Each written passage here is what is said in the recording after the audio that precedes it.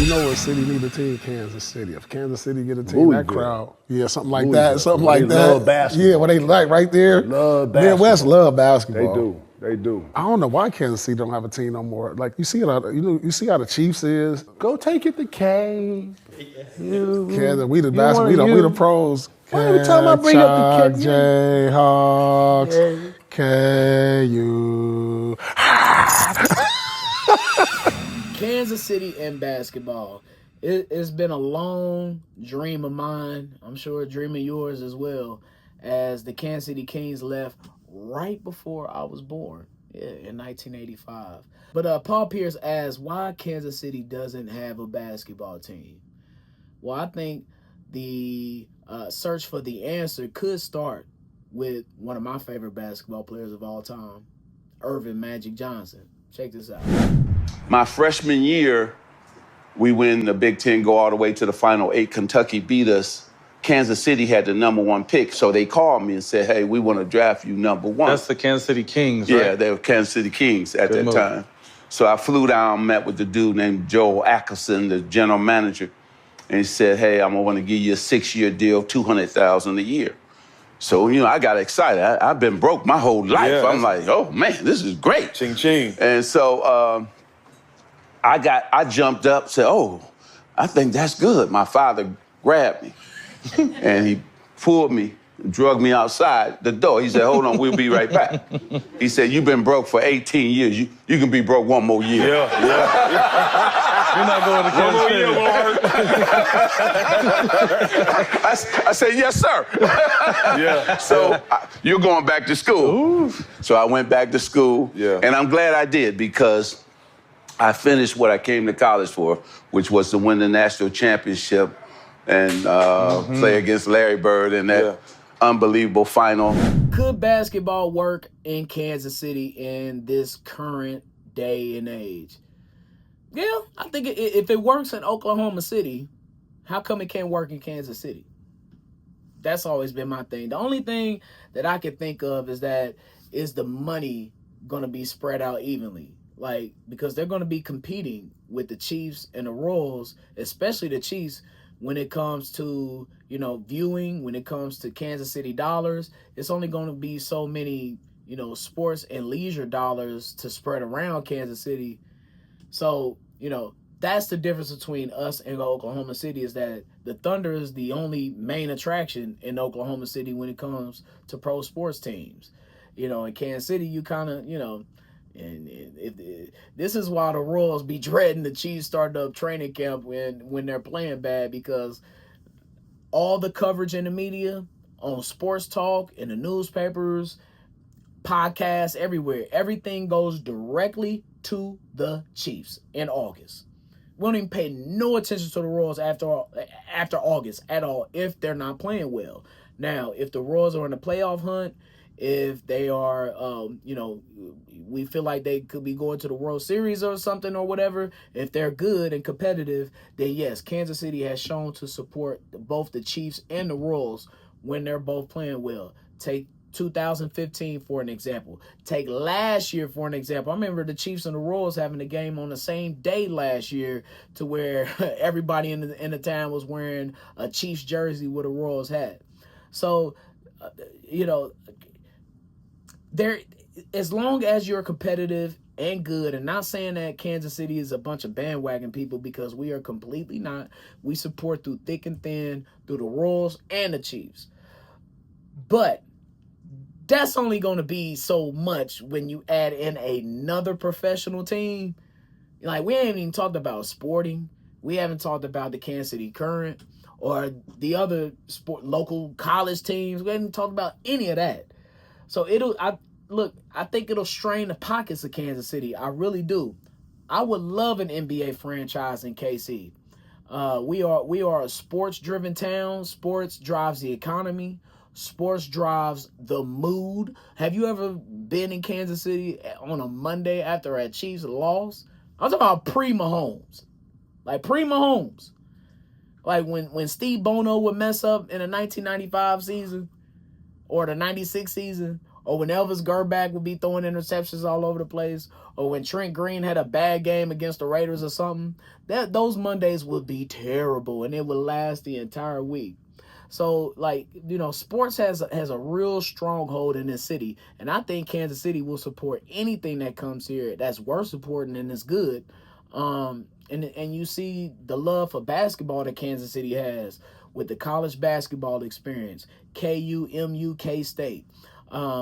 Kansas City loves basketball, but you know, with all of those things said, man, Kansas City has shown that we are a major league city that loves major league action.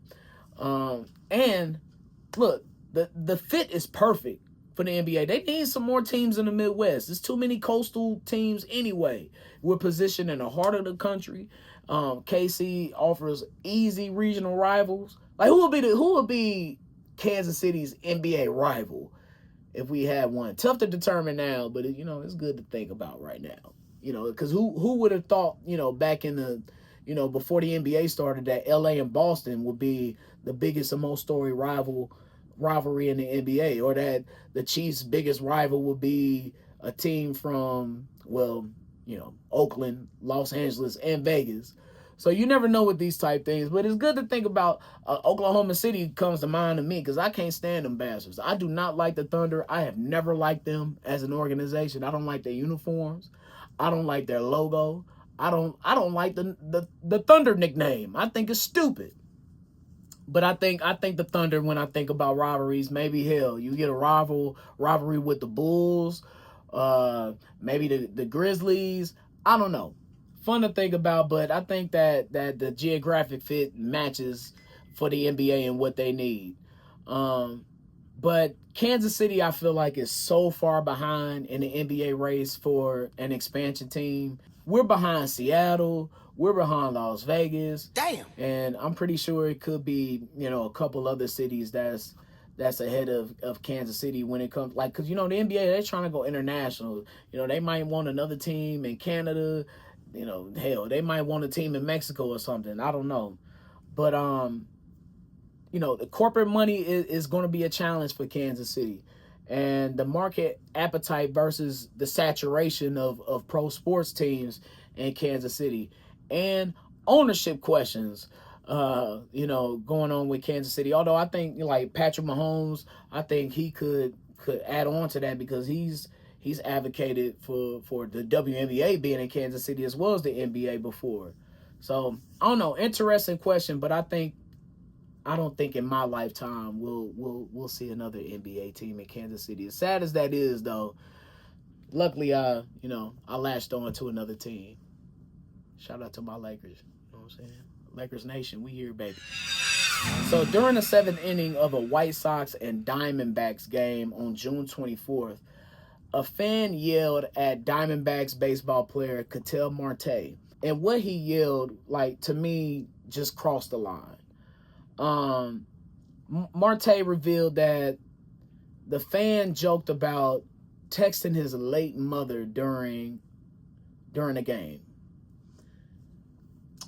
I was in shock when I first heard this story.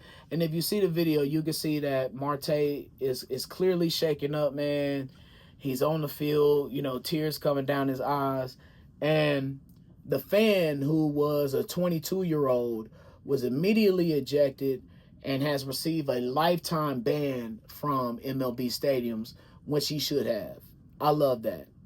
But Marte, who lost his mother in 2017 in a car accident, you know, just having to relive that memory over and over and over again. Like, of course that never leaves you, man. But you play baseball, you get into your profession, and sometimes that's a way to escape reality. Sometimes it's a way to not think about what's going on at home, or not think about the issues that you have, and kind of focus in on your craft and zone it. And then you gotta hear that. The thing about it is that fan would not do that if they was face to face. That fan feels the guardrails of these rules that we have in society of, oh, they're a pro athlete, so they're beyond name calling, they're beyond words, they're beyond this. Like, give me a break with that. These are human beings at the end of the day. And damn it, the baseball comes second to them being a man and a human. It would to me, that's for sure. And no, I'm not trying to enact athletes to attack people, and I'm not trying to advocate by any means any violence. But what I am saying is that you're going to get what you ask for, because everybody ain't playing around. Vernon Maxwell from the Houston Rockets, he comes to mind as he went into the stands one time when somebody said something about, I think his daughter had died or something like that, and the fan was saying something, bro. Like, there comes a point in time where you have to have some decorum as a person and as a human being to be like, there's a line I shouldn't cross. But you got some despicable, nasty, ungodly people out here that have no spirit, no ethics, and no morals, and don't give a damn. And they think that, oh, this athlete is paid, you know, they're making millions of dollars, you know, they're not a human being anymore. You're going to find out they're a human being when they knock you upside your head. And this is why I'm pro athletes going in and checking fans. Not necessarily putting hands on them, but definitely checking them, at least. Checking them. These pro athletes are human beings with emotions and families. They are not punching bags for cruel personal attacks, man. It's ridiculous, man. Abuse involving any type of family talk or tragedy, you know, it cannot be shaken off as harmless or heckling. It can't. These things got to be taken serious, and I'm glad. That's why I'm glad that the MLB banned that fan for life. It's dehumanizing, man. You can't, and what does that say about you as an organization or a league to allow your players to be put on display like that, to be talked about? So, yeah, the fans pay for entertainment, not the right to degrade somebody's loved ones, dog. That respect matters. So, you know, there got to be some type of boundary set with fans. Look, the NBA players, they get it the worst. I've heard multiple NBA players talk about how bad and racist Utah is. So, you know, we ain't trying to get no malice in the palace or none of that. I remember a few years ago, not a few years ago, this might have been 20 years ago, another White Sox game. Something about them Chicago White Sox fans. They attacked the Royals coaching staff on the field. Two guys went and attacked. I think it was a first base coach or something like that. Attacked him on the field. You can hide behind your keyboard. You can hide behind the rules, the so-called rules of society at these sport events. But it's going to be some player someday, again, because we've seen it in the past, that's not going to give a damn about none of that. And it's going to haul off on your ass. So I advise, if you feeling froggy when talking to these pro athletes, y'all better check yourself, man, because it's a new day and age for that type of behavior and attitude. And these athletes are not taking that shit from y'all.